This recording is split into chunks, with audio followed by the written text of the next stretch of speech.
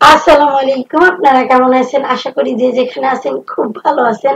আলহামদুলিল্লাহ, আল্লাহর অশেষ দয়া, আপনাদের দোয়া ও ভালোবাসায় আমি আমার পরিবার নিয়ে খুব ভালো আছি।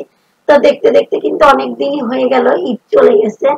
তো ভাবলাম আজকে একটু আপনাদের সাথে রান্নাটা শেয়ার করি, কারণ কুরবানি ঈদ মানেই কিন্তু যেটাই দেখি গরুর মাংস, যেখানেই যাই গরুর মাংস, যেটাই রান্না করি গরুর মাংস, আর কি এরকমের একটা ব্যাপার। তো আমি কিন্তু কয়েকদিন পরেই রান্না করতেছি। তো আমি যেভাবে সবসময় গরুর মাংসটা বসাই ওইভাবেই বসাচ্ছি। তো এটা আমার কুরবানির মাংস। আর আমি এখানে সব মশলা দিয়ে দিয়েছি। আর এখানে বেশিটা দিয়ে দিয়েছি সরিষার তেল, আর অল্প করে দিয়েছি সয়াবিন তেল। তো আজকের যা রান্না থাকবে, আপনাদের ভাইয়া ফোন দিছে, ফোন দিয়ে বলল যে একটু ভর্তা ভাজি ডাল হলে গরুর মাংসের সাথে জমে যাবে। তো যে কথা সেই কাজ, উনি তো বলেই খালাস। এখন আমার এইগুলি করতে হবে। প্রচন্ড গরম, এই গরমে মন চায় না রান্নাঘরে যাই কিছু করি। তারপরও হাজবেন্ডের কথা রক্ষা তো করতেই হবে। উনি বলেছে ভর্তা বানাইতে, ভর্তা বানাচ্ছি। বলছে ভাজি করার জন্য করলা ভাজি করেছি। ডাল রান্না করতে বলেছে, মুসুরির ডাল রান্না করতেছি। আর মাংস রান্না করতেছে, গরুর মাংস রান্না করতেছি। তো এরকমের একটি ব্যাপার হচ্ছে, উনি যখন যেটা বলে আমরা কিন্তু উনার পছন্দ অনুযায়ী খাবার কিন্তু রান্না করি।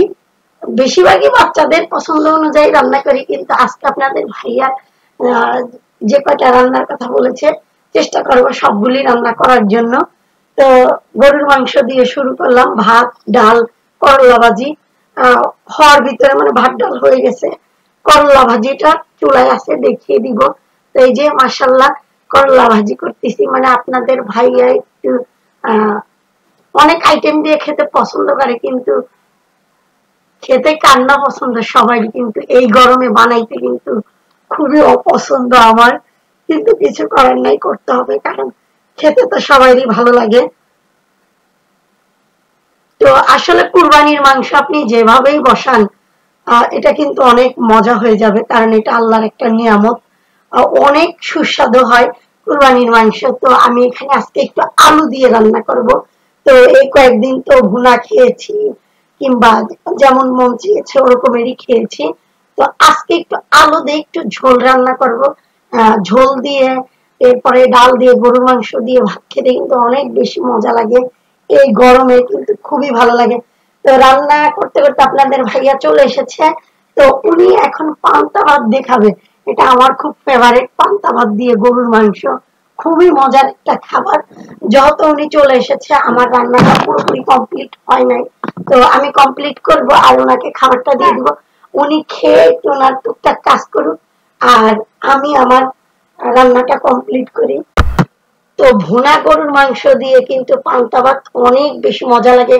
আর এই গরমে পান্তা ভাত কেন খাবো না, এইটাই আপনারা বলেন। পান্তা ভাতের হাড়ি নিয়ে বসে থাকা উচিত আমার মনে হয়, এত গরম পড়তেছে। মাশাল্লাহ মাশাল্লাহ। কিন্তু এই গরম যতই পড়ুক না, কিন্তু গরুর মাংস কিন্তু খাওয়া কিন্তু মিস হবে না। তো আমাদের কিন্তু পছন্দের খাবার। আর আমরা এটা গরম বলেন যাই বলেন না কেন, আমরা এটা খাই। আমাদের খুবই পছন্দের একটা খাবার হচ্ছে গরুর মাংস। তো যত পছন্দ এটা খাবই, আরো গরম পড়ুক কোনো সমস্যা নেই, খাবই খাবো। তো এমন একটি ব্যাপার আর কি। আপনাদের ভাইয়াও খেতে অনেক বেশি পছন্দ করে। উনি তো কষানোর মাংস থেকেই শুরু করে, আর যতক্ষণ শেষ হবে উনি আর ওনার মেয়েরা সেম একই কোয়ালিটির। কিন্তু আমি বাবা এইসবের মধ্যে নাই। আমি একবারে রান্নাটা হলে এরপরে খাওয়া দাওয়া করি। ওনারা কষানোটা ওনাদের ভালো লাগে, ঝোলটা ওনাদের ভালো লাগে।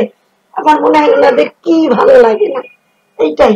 তো যাই হোক, বাচ্চারা তো মাংস পছন্দ করে, এবার বাচ্চার বাবারাও পছন্দ করে। তো কথা বলতে বলতে কিন্তু আমি মাংসটা খুব ভালো করে কষিয়ে নিয়েছি, আলুও দিয়ে দিয়েছি। তো খাবারটা আল্লাহর নিয়ামত, কম বেশি সবাই আমরা পছন্দ করি, হয়তো আমরা একটু বেশি পছন্দ করি এই আর কি। আর প্রচন্ড গরম, কিন্তু আমার একদমই তর্স হচ্ছে না কবে বিরিয়ানি রান্না করব। অনেকগুলি মাংস দিয়ে অল্প করে চাল দিয়ে যে বিরিয়ানিটা রান্না করব, কবে যে রান্না করব, প্রচন্ড গরম। আর এই গরমে ঘি, এরপরে বিরিয়ানিটা আপনাদের ভাইয়া বলতেছে একটু গরমটা কম হোক, একটু হালকা বৃষ্টি হোক, এরপরে তোমরা রান্না করো। আর এখন আজকে ভাত, ডাল, ভর্তা, ভাজি, গরুর মাংস, এটা দিয়ে কিন্তু ভাতটা খেতেও মজা লাগবে। আর অনেক গরম, এই জন্য উনার কথাটা শুনলাম। আর নয় আমার কিন্তু খুব ইচ্ছা করতেছে কখন আমি মাংস বেশি দিয়ে অল্প পোলাও চাল দিয়ে বিরিয়ানি রান্না করবো। আমার মেয়েরা কিংবা আমি, আমরা কিন্তু প্রচুর হ্যাংলা। বিরিয়ানির মানে কথা বললেই বিরিয়ানি মানেই আমরা প্রচুর মানে হ্যাংলা হয়ে যায়। এটা কবে রান্না করব, কবে খাবো। কিন্তু এইবার যে গরম, বাবারে বাবা, সব মানে ঈদের আগেই বৃষ্টি হয়ে গেছে, ঈদের পরে আর বৃষ্টি হচ্ছেই না। আর খাবারের কোনো প্লেসই পাচ্ছি না যে কখন একটু আকাশে মেঘ দেখবো আর আমি বিরিয়ানিটা বসাবো।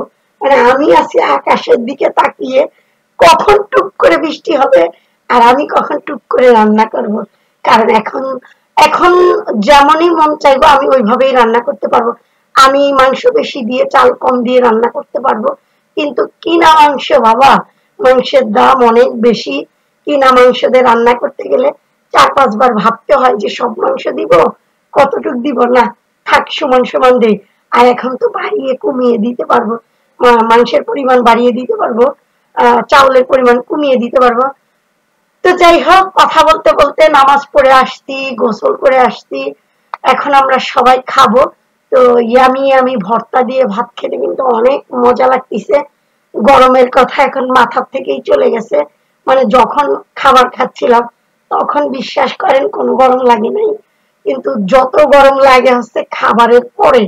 তো যাই হোক, খাবার একটা শান্তির জিনিস, খাবার একটা আল্লাহর নিয়ামত, খাবার অনেক পছন্দের একটা খাবার। তো আস্তে আস্তে খাবো, সময় নিয়ে খাবো। আর সবাই মিলে বসছি একসাথে, আমার মেয়েদেরকে নিয়ে, পাশে আছে আপনাদের ভাইয়া। তো একসাথে সবাই মিলে খাবো, কথা বলবো। আহ আর কি বলবো, আজকের মতো আমিও বিদায় নিয়ে নিব।